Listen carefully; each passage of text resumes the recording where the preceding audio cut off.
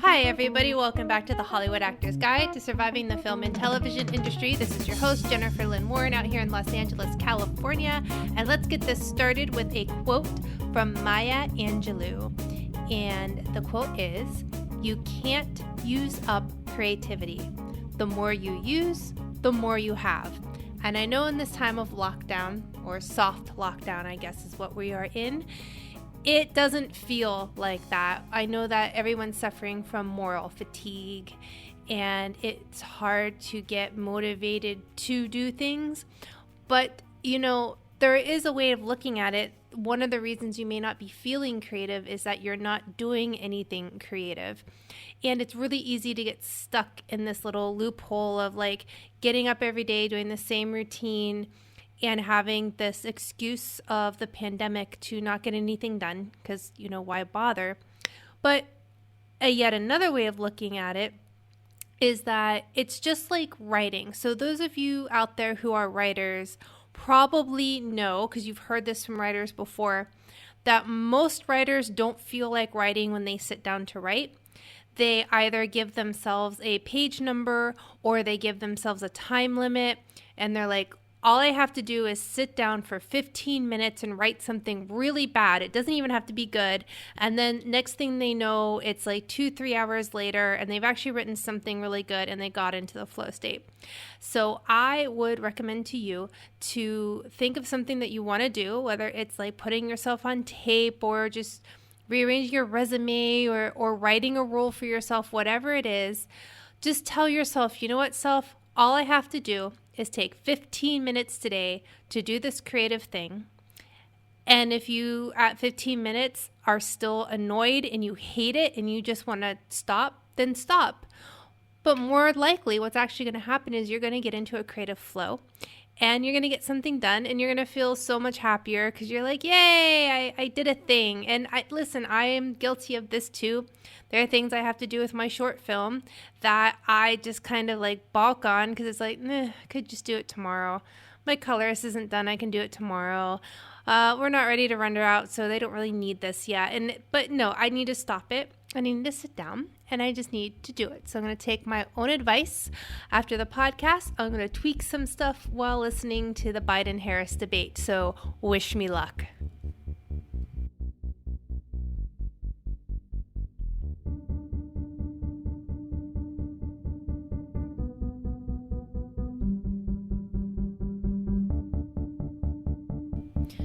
Okay, my friends, we're going to do a little perception shift. I like to throw those at you occasionally.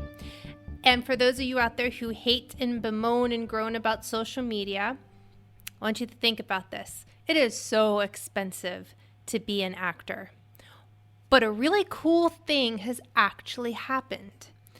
Websites are no longer really a thing. Not really. I have actually never gone to an actor's website to check out their stuff unless it's a personal friend of mine who's like, hey, I just made this website, check out my website. And then I never go there again. And if I'm pitching them, I never even think to use their website. So I think the cost of websites is now something that actors really shouldn't have to worry about. I would not be paying for a website. In fact, I let my domain go. It was set to re-up like this month. And I was like, I don't need jenniferlynnwarren.com. I don't need hollywoodactorsguide.com. You guys are not going to go to the websites. You're going to go to either the podcast app or you're going to go to Apple Podcasts or you're going to go to my Instagram or you're going to go to my Facebook. And that leads me up to social media. And I want you to think about social media in a different way, especially my darling actors out there who hate social media. Instagram and Facebook, but I would say even more so Instagram, are now the free websites you get to have as an actor. So when you shift like that, when you shift your mind and you're like, it's no longer the social media thing I have to do, it's a place I get to use for free. And what's even really cool is that back in the day when we had websites, to get a casting director to actually go to your website was like pulling teeth. It was hard. It was tricky. I'm not sure I was ever able to pull it off. But if you put out, like, you have a new show coming up, or you have a new movie or TV, whatever it is, you can actually tag some casting directors or directors that you're targeting, and they may actually click on your post. They may actually click on it. They may even actually follow you. And so another cost, especially in the time of COVID, that's gone by the wayside, do not send postcards. Right now, casting directors are most likely not in their offices. They may have even given up their offices and they're not paying for them anymore. And so your postcards are probably going to who knows where. They're going to a garbage pile. So your Instagram is like the new postcard. If you have an announcement, it's much easier to tag people in your Instagram post, and it's free, than it is to go through the pain and suffering and the payment of paying for a postcard that's probably not going to be seen anyway. People don't look at postcards recently anyway. They are kind of already being considered as junk mail and in bad taste by some casting directors. So it's a good thing to know. And so if you have to understand also that perception is reality, right? So if you want people to see you in a different way, you have to show them. And social media is a way of doing that. So if you want to be seen as a working actor, guess what? Don't worry about posting anything on your Instagram unless it shows you as a working actor, as it shows you on set if you're allowed to post the picture. It shows you getting ready for an audition. Whatever it is that you want to post, or you got new headshots, and if that's all you're going to post on your Instagram, fine, great. That's the perception you're going to put out there for people, but it's something. And so reconsider it. If you're spending money on postcards and websites right now, I say my personal opinion is to stop and to actually give some love to your social media sites. And I mean love, I post personal stuff on there as well. I occasionally post pictures of my cat and things like that, but that also tells casting something about me. It tells them that I'm animal friendly, and it tells them what kind of person I am. So it's not always about how to book you in a role necessarily as to like how to get to know your personality.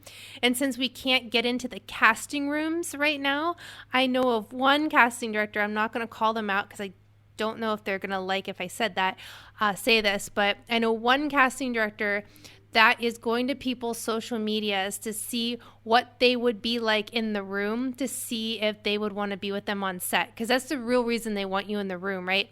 They want to see not only if you are talented and can you play this role, but also do they want to spend a day with you? Do they want to spend 7 weeks with you? If it's for a pilot, do they want to potentially spend 7 years with you? So that is something that's in the back of their mind. Do they want to spend, it's like getting into a long-term relationship sometimes, booking these roles. And so because they can't get you in the room, and the Zoom is kind of a weird thing, a lot of them are going to your social media. So perception is reality. Make sure you're putting out there what you want people to know about you and perceive about you.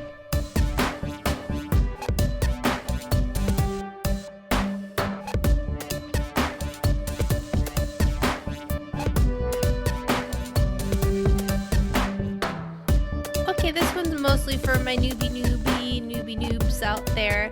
I've noticed that some of my actors are confusing, especially on Zoom calls. They're confusing what a shot is and what a setup is.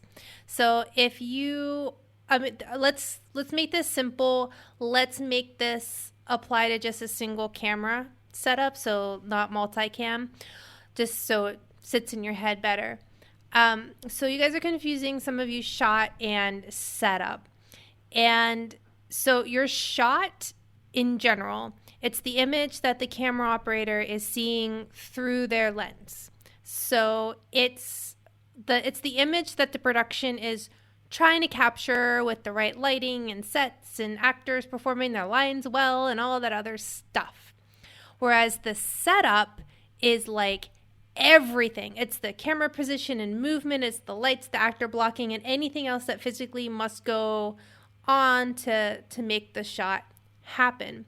So a new setup happens when the camera is repositioned, or the lighting setup is changed, or crazily, or when the entire crew moves to a new location, right? Obviously, that's going to be a new setup, right?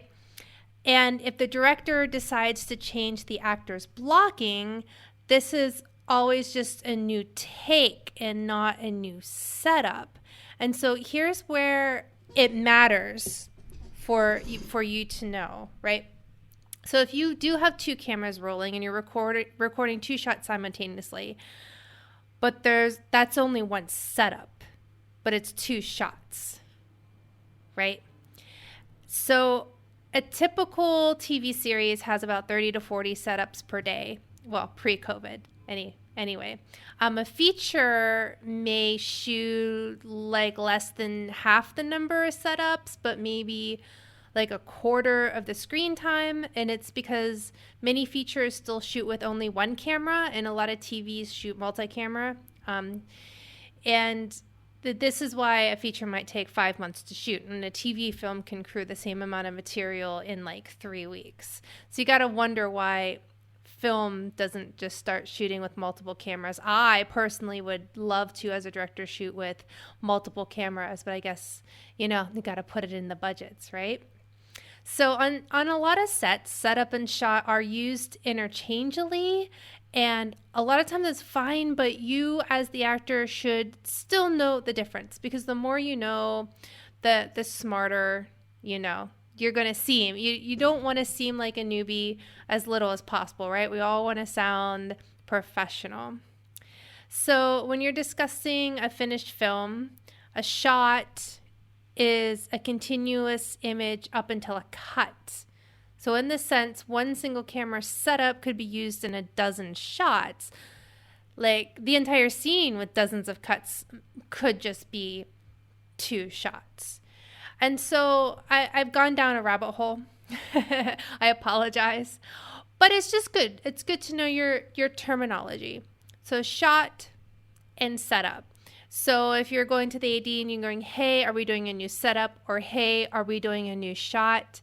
You know what you're asking, and the AD will know what you're asking, because if the AD is a little snarky and you ask the wrong question and they know what you're really asking, they may just not answer it just if they're annoyed by actors. So this way, you're going to get the information that you want. Okie dokie smokies, that's it for me today. I hope you're all doing well out there. If anyone has any audition stories or any film stories or any advice you want to give, go ahead and do a voice recording. You can just do it on your phone. Send it to hollywoodactorsguide@gmail.com. And if it's awesome, we will share it for you on this podcast. If you have any projects that you want to promote, go ahead and send it my way as well. I try to keep everything under 5 minutes, I think. And just one more little bit of advice. Don't kill your 2-shot by destroying the plane. If you don't know what that means, figure it out. That'll be your homework for the week. What does she mean? Don't kill your 2-shot by destroying the plane. That's it, guys. Break a leg out there, and remember, you are not alone.